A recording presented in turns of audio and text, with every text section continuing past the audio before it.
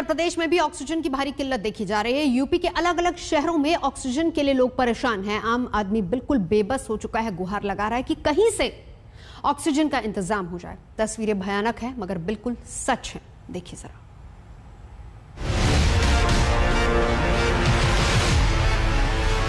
मेरा father admit है और वो ऑक्सीजन की कमी हो रही है। टाइम पे बता रहे हैं कि वो ऑक्सीजन खत्म हो रहा है।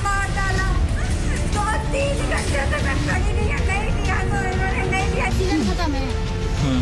वहाँ ले जाओ, जहाँ ना बता रहे हैं वहाँ जा रहे हैं। अब हम लोग को जहर पिलवा दीजिए साहब, हम लोग बहुत गरीब आदमी हैं साहब, हम लोग को यहाँ पर मरवा दिए पूरे मरदानों से साहब। कोरोना के इस संकट काल में जिस ऑक्सीजन सिलेंडर पर मरीजों की सांसें टिकी हुई हैं, यूपी के तमाम शहरों में भी ऑक्सीजन के नाकाफी इंतजाम लोगों की जिंदगी पर भारी पड़ते जा रहे हैं। इस बद इंतजामी का शिकार परमवीर चक्र विजेता अब्दुल हमीद के परिवार को भी होना पड़ा है, जिनके बेटे ने ऑक्सीजन के अभाव में अस्पताल में दम तोड़ दिया। अब्दुल हमीद के बेटे अली हसन कोरोना पॉजिटिव पाए जाने के बाद 3 दिनों से कानपुर के हैलेट अस्पताल में भर्ती थे। परिवार वालों का आरोप है कि अस्पताल प्रशासन ने उन्हें जरूरत पर ऑक्सीजन मुहैया नहीं कराई, जिससे अब्दुल हमीद के बेटे की जान चली गई। उसको लेके चले जाते, लेकिन वो बोले कि ये सरकारी सामान है, हम दे नहीं सकते। हम लोग बोले भाई हम भी सरकार के आदमी हैं, हम भी सरकार के आदमी हैं, देश के लिए ही जान दी है दादा ने हमारे। उनके जो लड़के हैं उनके देश के लिए किया है सब कुछ। ऑर्डिनेंस फैक्ट्री में उन्होंने जॉब किया है, देश के लिए किया है। हम लोग भी सरकारी आदमी हैं, दे दीजिए इसको, जाके ऑक्सीजन लेके आ जाए हम लोग। लेकिन उन्होंने कुछ नहीं माना, कहा नहीं दे सकते, हम नहीं देंगे आपको, अब कोई भी हो। ऑक्सीजन को लेकर मारामारी और आपाधापी सिर्फ कानपुर के एक अस्पताल तक सीमित नहीं है। ऑक्सीजन सिलेंडर के लिए मरीजों के परिवार वाले जिस तरह दर बदर भटक रहे हैं, वो शहर के असल हाल को बयां करता है।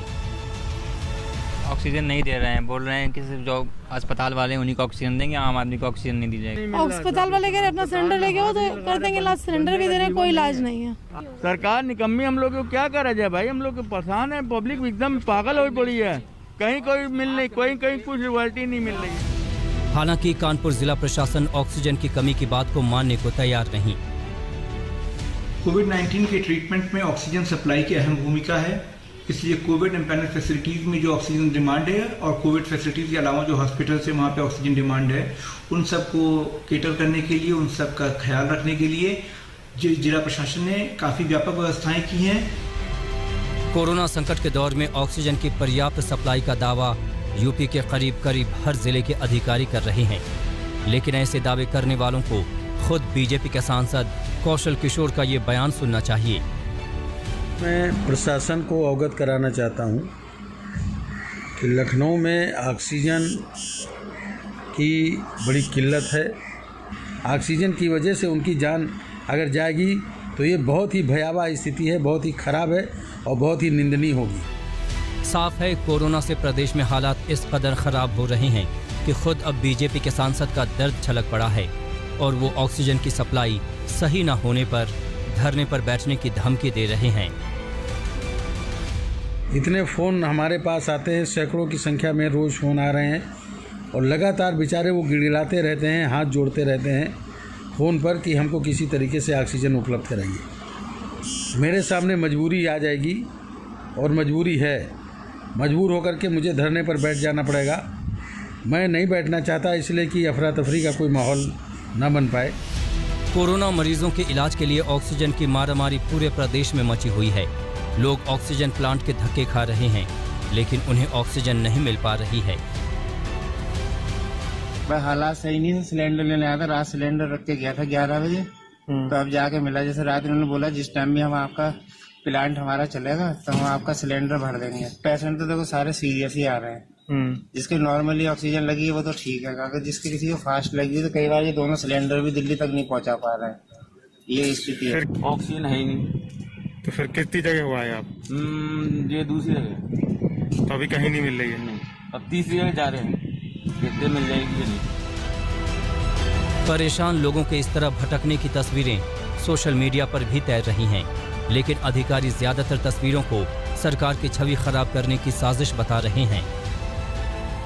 कुछ असामाजिक तत्वों द्वारा अफवाह तथा भ्रामक तथ्यों को सोशल मीडिया पर वायरल किया जा रहा है। ये भी देखने में आ रहा है कि एक ही तरह के मैसेज बार बार विभिन्न लोगों के द्वारा किए जा रहे हैं।